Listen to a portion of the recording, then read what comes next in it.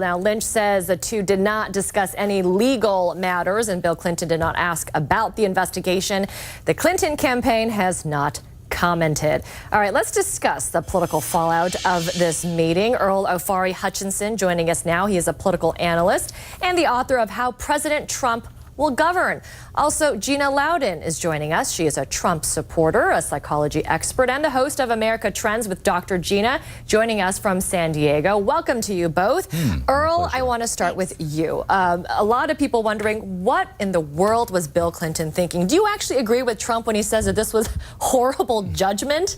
Well, I don't know if I would agree about the judgment part, but I will say this, and Democrats are saying this too.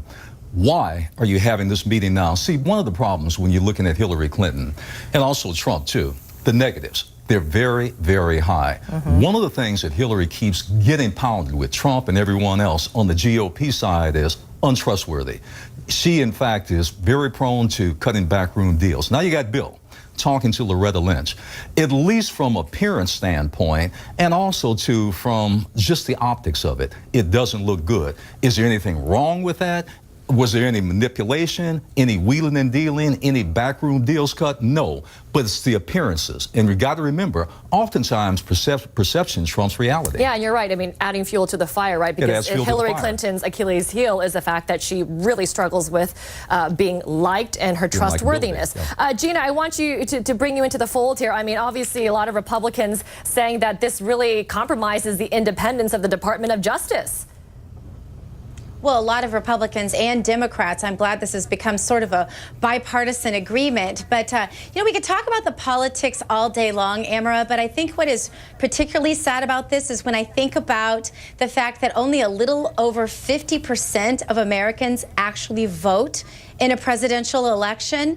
And I think things like this diminish public confidence in ways that are reprehensible, because I think we're at a point in our history, and I think this is the reason for the outsiders like the Bernie Sanders, like the Donald Trump, who maybe speak too much truth, but at least they're being authentic. And I think part of the reason why that's so attractive is precisely for things like this that happen that make it seem like a dirty, scheming insider game that the average American citizen doesn't have a say in. So I think the saddest part is what it might do to public trust, and I hate that part. Yeah, I think a lot of people agree with that because it does come down to optics, right? And as Earl was saying, sometimes perception is reality because that's all what we see. Yeah. Gina, I also want to ask you about Trump's possible vice presidential picks. I mean, the Washington Post reporting that Newt Gingrich is emerging as a leading candidate for Trump as his VP pick, and then followed by New Jersey Governor Chris Christie. What do you think about these choices, and do you think any of these choices may help broaden Trump's appeal?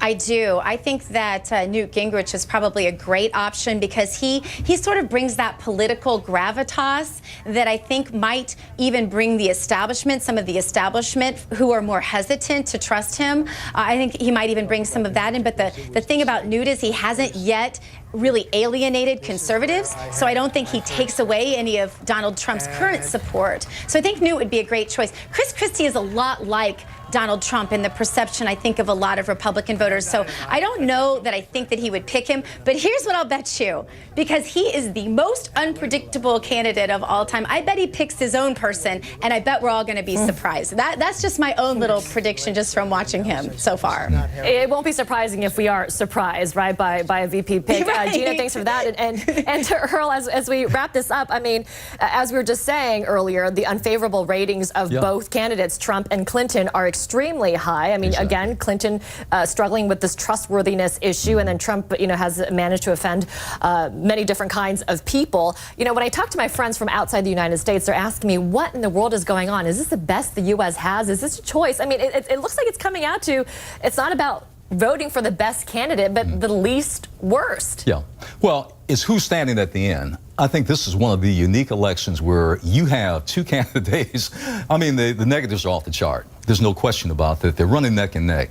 Who at the end, with the American voter, will they hold their nose the shortest on? That's a tragedy all the way around. That's not the way the system's supposed to work. That's not the way democracy is supposed to work. We look for the best, not worse. The race is to the top, not to the bottom.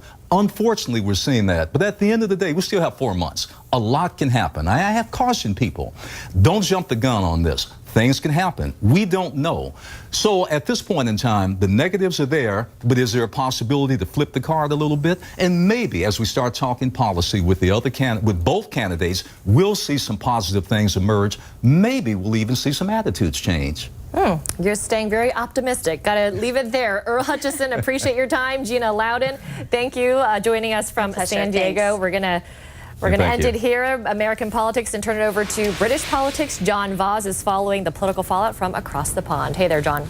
And Hamra, there is still plenty of that. We'll take a short break, but when we come back, the young and the Brexit.